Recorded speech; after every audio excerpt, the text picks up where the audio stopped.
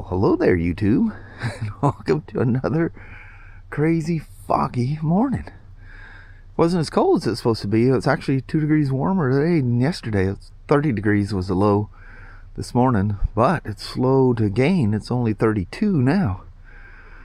So it's weird at 32, the grass isn't all crispy and frozen. Weird, but anyway, the temps are the temps. But there's a promise that around 11 to noon, well, that's for here, to noon, it's going to go sunshine for the rest of the day. But the high is supposed to be 41. I think the high in Vancouver is only 41. And I think the same thing. It's supposed to go sunshiny there too. But oh no, is it Vancouver? Was that today? One of them it gets up to like 47. That would be nice. 47 degrees. You be out there in your skivvies jumping in the creeks and stuff. It's hot. Need to cool off. What do you think, Dangu? Because I'm just exploring. But anyway, welcome to Friday, and let's head on off to work. Let's hope that sunshine kicks in sooner than later. Shouldn't be disappointed. It's just the fact that you know the sunshine is just above the fog layer. Abby, you old goat. Alright. 37 degrees, and the fog is high. There's a couple of spots that actually look like we might break out of the fog. I know it, but then the fog just came back. Yeah, came back. We're going down the freeway, and Kelly goes, "Hey, the highway's dry." Yeah, it was dry. It's almost like sunshine. We called it road sun. Yeah. Road sun. No kidding, at least it's not wet. Yeah. Everything at home is wet. Yeah, absolutely. Just that mist. Mm-hmm. But Mama? Yes, I have. We have made it to Friday. Yay. Let's go in there and earn our keep. And get the heck cast out of off Dodge. a weekend, yeah. All right. Get up to the country again. I know it. All right. Have yourself a wonderful day. You too? All right. Love you. See you. Bye. I love you, hub. Bye-bye now. Bye. I'm moving right along now. It doesn't look any different. I've done quite a bit, believe it or not. That's the bad thing about working, doing these kind of jobs. You just don't really see what's going on. Got everything torqued down engine-wise. I made a huge mistake with the O2 sensor for the front cylinder. The book made it look like it came up through here, and I go, I don't remember that thing going across the top. It seems like it came across the bottom. But okay, I'll go with what you say. And no, it actually does go across the bottom. And so luckily I was able to get it out. I haven't zip tied everything down in that back area yet, just to make sure I got enough room, and I like it to be very tidy and neat when I'm done. But yeah, it's going along good. What else am I going to talk about? And you take that stuff home. I just won't use it here. And if I leave it here, somebody will snag it. If you can't lock it up, it's not your own. Oh, the other thing. I had one extra coupler that I'm like pulling my hair out, and I can't find this thing. I had it sit down there with this. This is the front O2 sensor. This it goes into the power valve motor that sits up in there underneath the starter. There's a point where they have you putting the starter in. I don't put the starter in yet because I still need to zip tie those wires. Like I say, when I get everything put in their spot. The starter's easy to do. This is the ground for the starter. That's the power wire for the starter. But yeah. Oh, so this wire, I'm like, that doesn't go anywhere. What is going on with that thing? So I finally find it in the manual. Actually, I found it in the disassembly part of the manual, and which seems very odd for it to be there. Kind of weird, like they had me take that nut off the main shaft in the transmission that didn't need to be taken off, and then on the reassembly it doesn't say anything about it. It took me a bit to find the torque on that thing, because you got to figure out exactly what they're calling it before you can look it up in the torque specs, But anyway, then I went over here and I go, there it is. I forgot.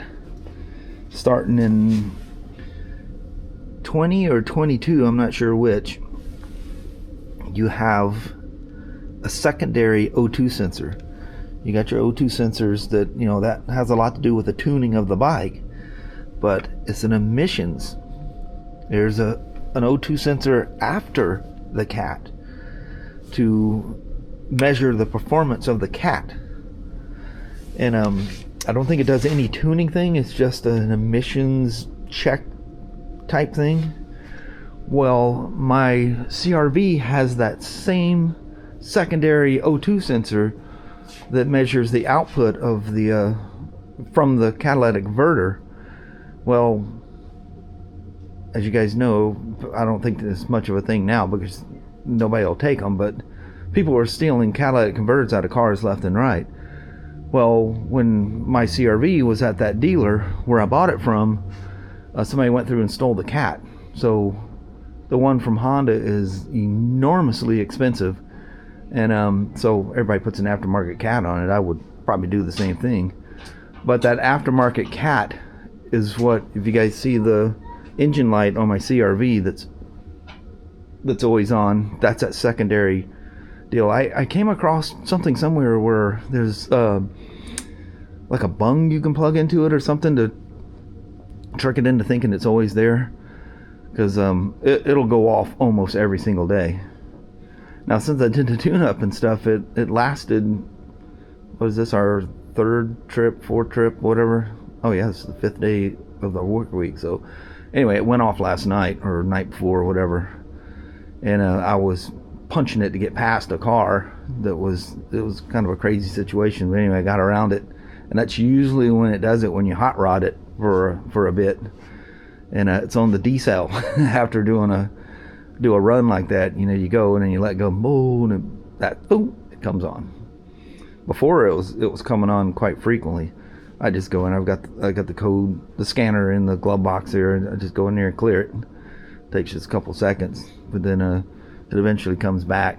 I just need to find out what you can do to eliminate because again, it's just an emissions thing.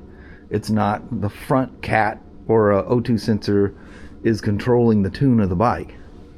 You know, literally that tells the bike that's part of what tells the bike how the bike is running, because it's measuring the exhaust, the emissions coming out.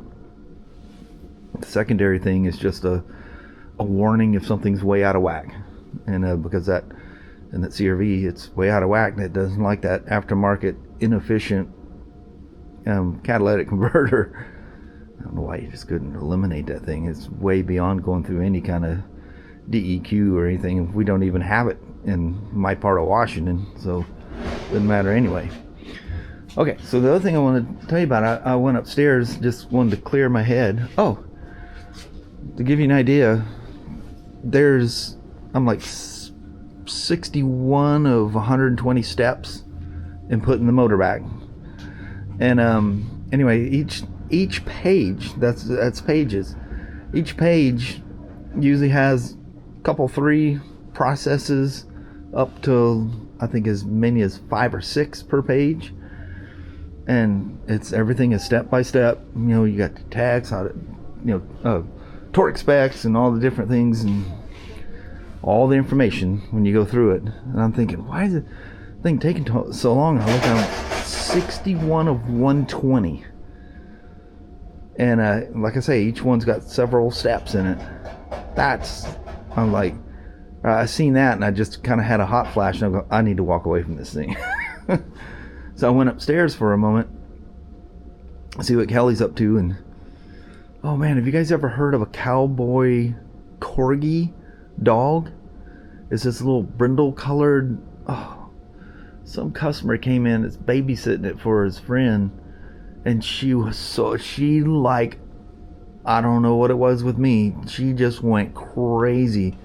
She was on the parts counter, and she literally, she like jumps in my lap trying to crawl in my neck, and oh man, she's so adorable. Now Kelly, I go up there, Kelly's she had a quiet moment there. She's eating her little snacky thing for lunch, and she's got that daggum Cowboy Corgi pulled up.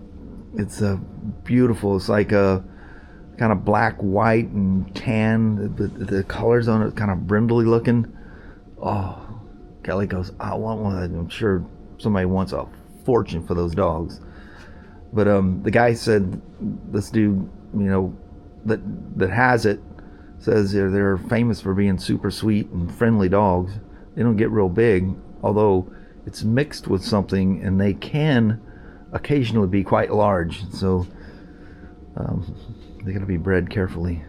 It's weird all the things they do with dogs. But anyway, so I'm leaving, and I come down and I look down the hallway upstairs, and they're going through a mass bike assembly thing up there, and I see this Honda. It's a motocross bike.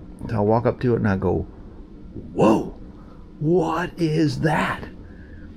It is a 2025 CRF450R factory edition, or works edition. And usually they put the cheapest junk tires on motocross because they know that, whoever buys it is going to immediately, I did that with all my dirt bikes, you immediately take the stock tires. I'll take a few rides, like breaking it in with the stock tires on there, and then immediately put whatever tires I'm going to, whether you're hard pack, soft pack, whatever tires of your choice are.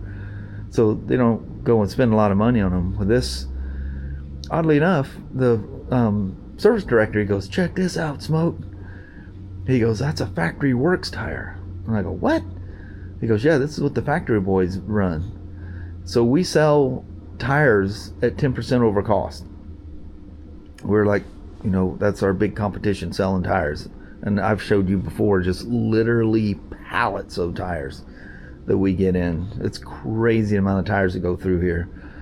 But at 10% over cost, that tire is $220 for a rear motocross tire. Man. But anyway, so music is, as always, blazing. You got some hard rock on one side, Christian music on the other side.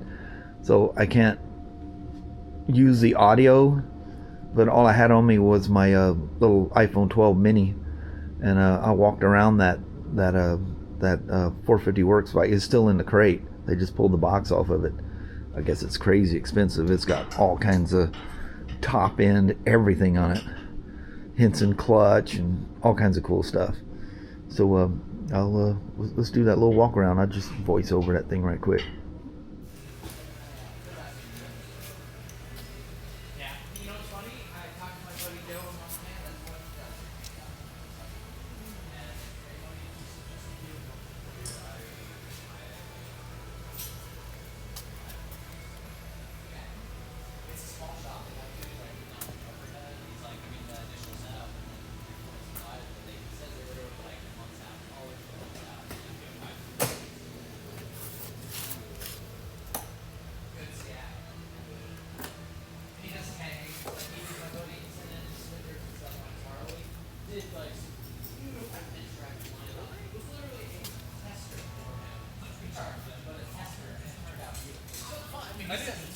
I did these wheels, and I did these wheels with the wrong paint, and they still turned out really nice. Oh, I guess I always thought that was just stock. No, that was... That's pretty dang cool. That's wicked cool. Anyway, cleared my head. It's time to dive back into this old gal. Alrighty. Nice. It's going along smoothly. Just tedious. Amazingly tedious.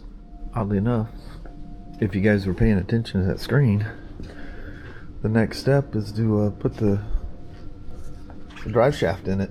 That's that brand new one. This is the, well, part of, I guess I'd still call it a recall. It's kind of a maintenance thing that BMW is just going to cover it for the life of the bike.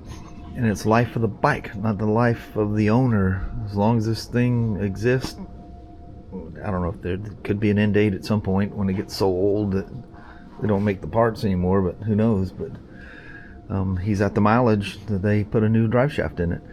He's already got the drain inserted. That was done previously, and I think it passed. I'm not sure, although it came out really clean. I have that thing somewhere. It's in a box somewhere. But yeah, it looked like brand new coming out of there. Grease everything up, get her installed. Why they want me doing that now? Don't know, don't care. I'm just following the rules. Follow the rules, boy. But, it was sunny out there for a few moments, and then it left. I asked Kelly, I said, do we have another box of those, that 10 pack of those 2032 BMW batteries? She goes, I don't know, I'll check.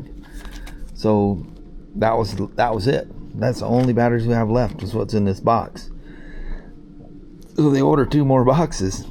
Well, obviously we're not going to go through 20 batteries in by the 31st, but I mean we can still use the batteries. But when they come in, I'll buy another box of 10. And I love these things. I've got like these things here, this little weather station thing. You know, it tells you the humidity and temperature, time, and all that kind of crap. Well, it says the batteries will last about 6 months in it, and they did. It was about 6 months later. Well, at home I had some things, the little battery pack things I got from Harbor Freight or something, and I put those things in there, and they lasted about 4 months. So the next time, you know, I got the little ones I have out in the garage for doing fob batteries and stuff like that, because the fob batteries just seem to last literally forever using this BMW battery. Their batteries, I don't know, some Chinese brand, I'm sure, but for whatever reason, BMW being BMW. Oh, the box too, by the way, went up by $20. Holy moly. What in the world? Maybe they got wind of how good their batteries are and decided to charge them. So 10 batteries cost me $20 more than what they did before.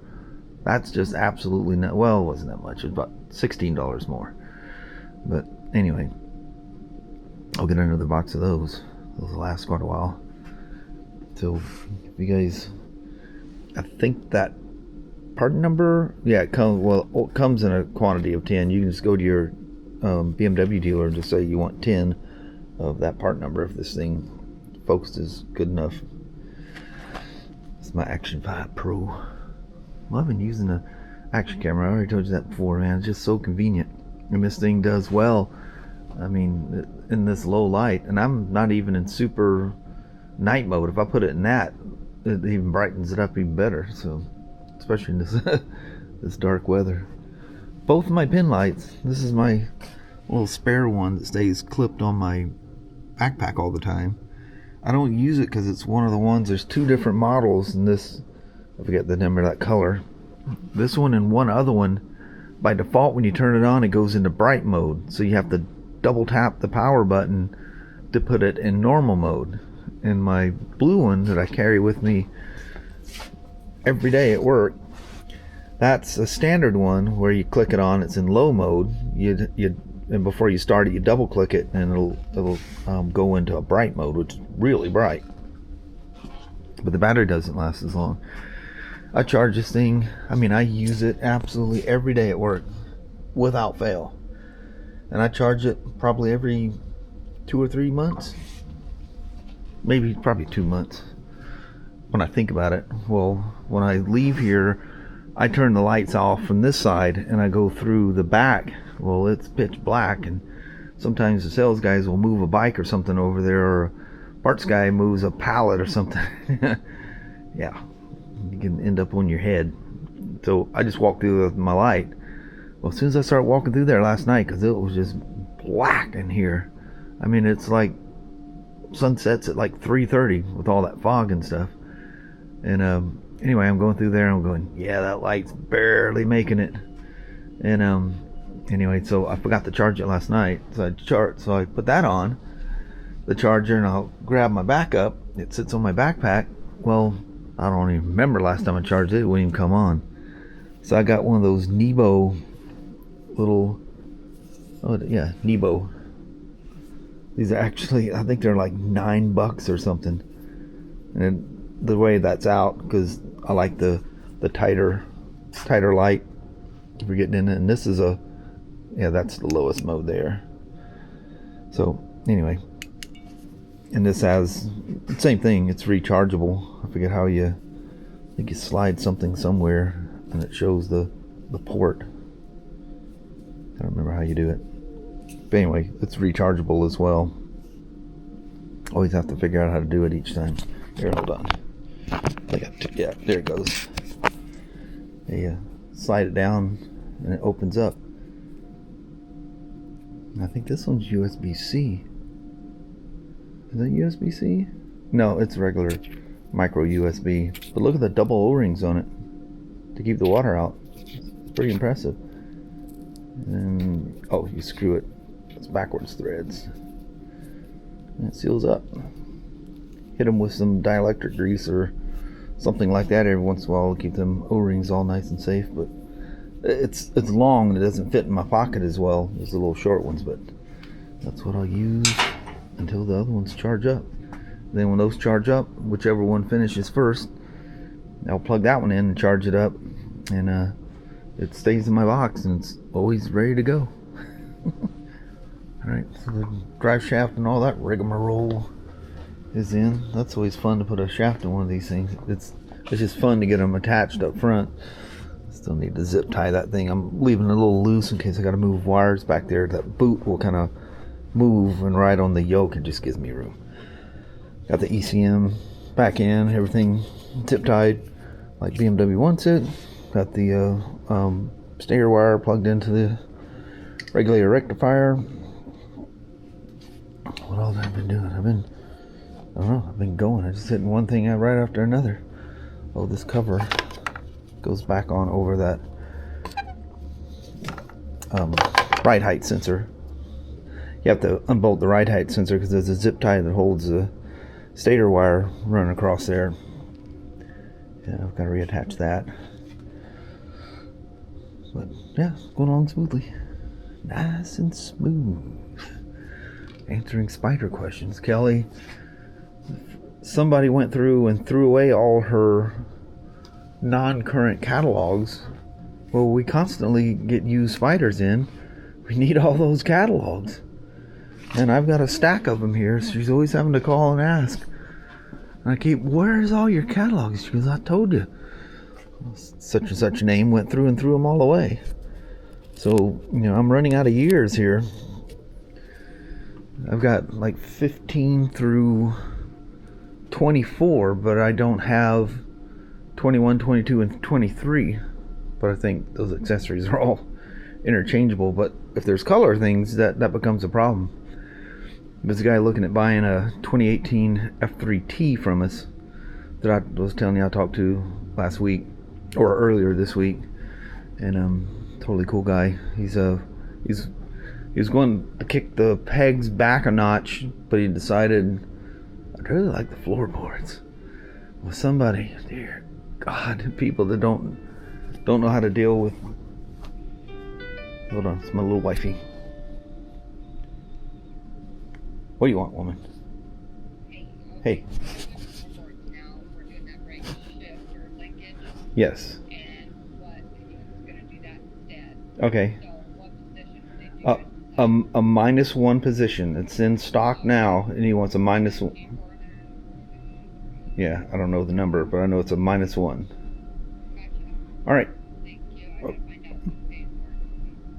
And something about the battery. Is the battery dead? I know they got the battery on the charger. I seen it when I went up to get you coffee and me my cider. Okay. Okay, I'll talk to Daniel. Okay.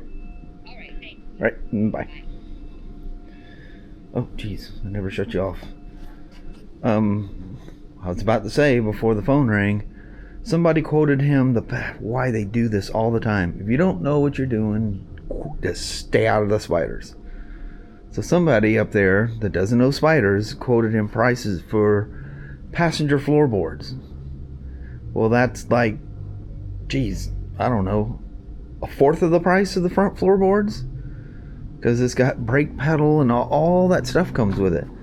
The passenger floorboards are just you take the pin out for the pegs and put it back in for the passenger floorboards. Considerably less. So she go back, she goes, well, he didn't like that price, and so he's going to go back to moving the pegs back one notch. You're just confirming that it was a -1 position. It's stock now, so stock is 0. You got +1, +2 going forward, and you got a -1, -2 going backwards. So anyway, he was excited as a kid in the candy store. I think he's an old Harley rider from way back when, and it just become that point in his life that a Harley on 2 wheels is too much to deal with. I mean, that's a common thing. We're all going to get there eventually. And anyway, so Spyders is a next best thing. There's probably more Harleys traded in on Spyders than anything, literally anything. Because generally Harley people, live to ride, hold on. When I told Kelly it was in the stock position, she thought I said it was in stock. I said, little woman, I said, do I work in the parts department? How would I know what is and is not in stock? What you said is in stock. I said, it's in stock position. She goes, well, I didn't hear the position part. She looked it up, so it's not there. And I don't know, there's confusion over who's paying for what. He's telling Kelly that, we're paying for this, we're paying for that, and she has to do the same thing, going, I sell you the parts, I have no control over who's paying for it. So got 3 different departments, and we can't override another department. Each department has its own boss, and so people above our pay grade have to make those decisions. We can't go, oh, well, you're buying a bike, we just throw it in. Where she's parts, she can't make that decision. But anyway, the world of the motorcycle factory. Look at that sunshine out there now, though. God almighty. You might even get a drive home in sunshine. Dadgummit, it's almost 4 o'clock. I need to get rolling here. You guys are tying me up. Well, hello there, YouTube. The weekend has made it upon us. It has. Yay. It was a nice, dry, fog-free drive home. That was nice. That was very nice. First time this week. Mm-hmm. It's either been wet or foggy. I think it's been foggy every day this weekend. Yeah, it has. That's crazy. But it finally burned off. That was very nice.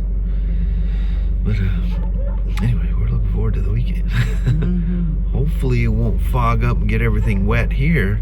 Yeah. And I'll have to take a freezing ride because it's going to be cold. I think the high around 40. Yeah. That'll make. I'll have to test out them heated gloves. Yes. Give you a good excuse. Yeah. I'll take the classic 350R out or something like that out. Get it real cold. We'll test it for real. Yep. But on that, I think we'll bail out and start our weekend. Go in here and chillax. Yeah, I like that chillax part. Yeah, me too. Alrighty, well, thank you guys so much for watching. We really do appreciate it. We will talk to you tomorrow. Same smoke time, same smoke channel. Don't forget to give it a thumbs up. You guys have a wonderful Saturday or Sunday. Heck yeah. All right. We see you in the morning. We'll see you hopefully in the morning. Yeah. I know we say that on the weekends, and sometimes I know, sometimes it's afternoon. I don't start the vlog till 2, 3. One day it was like 5 or 6 o'clock at night. We will see you tomorrow, though. Yeah. All right. Thanks for watching now.